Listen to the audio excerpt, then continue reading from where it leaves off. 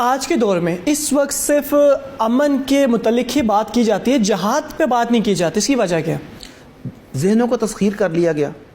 اب امن ممکن کیسے ہوگا؟ اس کے لیے چھوٹا سا ایک لطیفہ نما واقعہ ہے کہ کوئی آدمی کسی گاؤں میں گیا تو اس نے گاؤں کے چوکیدار سے پوچھا کہ اس گاؤں کے لوگ کیسے ہیں؟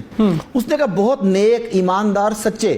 مجھے کہتا ہے 6 سال ہو گئے ہیں یہاں پر، کبھی کوئی چوری نہیں ہوئی، کبھی کوئی جھگڑا نہیں ہوا، اتنے اچھے لوگ ہیں۔ اس آدمی نے کہا یہ تو واقعی کمال کی بات ہے، مگر یہ اگر اتنے ہی اچھے ہیں تو تمہارے ہاتھ میں ڈنڈا کیوں ہے؟ اس نے کہا انہیں اچھا رکھنے کے لیے۔ یہ ڈنڈا ہوگا تو وہ اچھے ہوں گے نا۔ بالکل۔ تو جہاد کے ذریعے امن اس لیے ہوگا کہ جہاد ظالموں کو ظلم سے روکتا ہے۔ بالکل۔ جہاد تبھی کیا جاتا ہے جب کہ ظلم ہو رہا ہو، اس ظلم کو روکنے کے لیے، ناجائز قبضہ اس قبضے کو اٹھانے کے لیے، خواتین پر ظلم ہو رہا ہے اس ظلم کو روکنے کے لیے، وراثت میں حق نہیں دیا جا رہا اس حق کو روکنے کے لیے۔ اسلام بیسیکلی ظالم کا ساتھ نہیں، مظلوم کا ساتھ دیتا ہے، اور مظلوم کا ساتھ دینے کے لیے، ظالم کے سامنے کھڑا ہونے کے لیے آپ کو سینہ تاننا پڑتا ہے، آپ کو جہاد و قتال کا راستہ اپنانا پڑتا ہے۔ مگر ہمیں الجھا دیا گیا چند فکروں میں۔ حیا آنکھوں میں ہوتی ہے جی، پردہ تو آنکھوں کا ہوتا ہے۔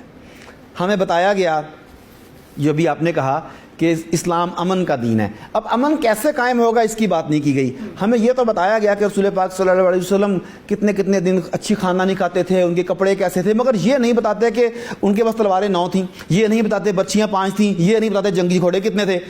جو بتانے والی باتیں ہیں وہ جان بوجھ کے ہمارے سلیبس سے نکالی گئیں، مسجد کے ممبر و محراب سے نکالی گئیں تاکہ ہم اپنی اصل کو نہ پہچان سکیں۔ اب اگر مسجد کے ممبر و محراب یہ نہیں کر رہے، اب اگر اسکول و کالج یہ نہیں کر رہے، تو بطور پیرنٹس یہ میری اور آپ کی ذمہ داری ہے کہ ہم اپنے بچوں کو اسلام کی اصل روح سے، اصل اسپرٹ سے آگاہ کریں، ورنہ سر اٹھا کر نہیں جی سکیں گے۔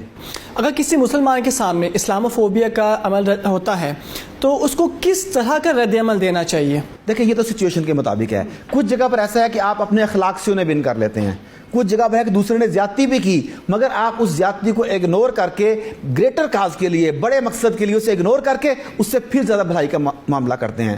آپ کو پتہ ہے زکوٰۃ خیرات کے جو مصارف ہے ان میں سے تالیف قلوب کا بھی ہے کہ لوگوں کی تالیف قلوب کے لیے بھی پیسہ خرچ کرو، تو انہیں آپ بعض اوقات اپنی طرف کنورٹ کر سکتے ہیں۔ کچھ سچویشن ایسی ہوتی ہے، کچھ سچویشن ایسی ہوتی ہے جہاں بچوں کی، عورتوں کی زندگیاں خطرے میں ہیں اور آپ اس وقت راست اقدام کی ضرورت ہے، فوری طور پر ظالم کا ہاتھ کاٹنے کی ضرورت ہے۔ You should stand for that.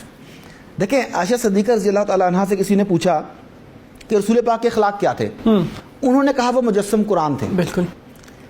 اب اگر یہ اخلاق ہیں کہ رسول پاک مجسم قرآن تھے تو قرآن پاک میں ہی ہاتھ کاٹنے کا بھی ہے، ایسا ہی قرآن پاک میں ہی کوڑوں کا بھی ہے، بالکل، قرآن پاک میں ہی معاف کر دینے کا بھی ہے۔ اس کا مطلب ہے کہ سچویشن کے مطابق اگر آپ معاف کر دیتے ہیں تو آپ نے رسول پاک صلی اللہ علیہ وسلم کی اسوہ پر عمل کیا، اور کہیں پر آپ ہاتھ بھی کاٹ دیتے ہیں تو تب بھی وہ اخلاق کا اعلیٰ ترین درجہ ہے کیونکہ رسول نے اس کا حکم دیا تھا۔ بٹ اگر یہاں پہ ہاتھ کاٹنے کی بات کی جائے تو دہشت گرد قرار دے دیا جاتا ہے، جبکہ اگر آپ معاف کرنے کی بات کرتے تو آپ کو امن پسند کہتے ہیں۔ اچھا یہ بھی ایک بڑی مزے کی بات ہے کہ ہمارا جو لبرل طبقہ ہے، جو سیکولر طبقہ ہے، وہ اس طرح کے ٹاک شو میں بیٹھ کے کہتا ہے ہمیں طالبان کا اسلام نہیں چاہیے۔ بھائی مجھے بھی نہیں چاہیے، مجھے بھی طالبان کا اسلام نہیں چاہیے، آپ کو بھی نہیں چاہیے۔ سوال ہے کہ کیا آپ کو محمد عربی صلی اللہ علیہ وآلہ وسلم کا اسلام چاہیے؟ تو محمد عربی صلی اللہ علیہ وآلہ وسلم کے اسلام میں ہاتھ کاٹنے کا بھی ہے، گردن کاٹنے کا بھی ہے، گھوڑا کاٹنے کا بھی ہے، شرعی حدود بھی ہیں۔ تو میں طالبان کے اسلام کی بات نہیں کرتا، میں آپ کے اپنے اسلام کی بات نہیں کرتا۔ آئیے بات کرتے ہیں محمد عربی صلی اللہ علیہ وآلہ وسلم کے اسلام کی۔ اس پر آ جائیں، آنے کو تیار نہیں۔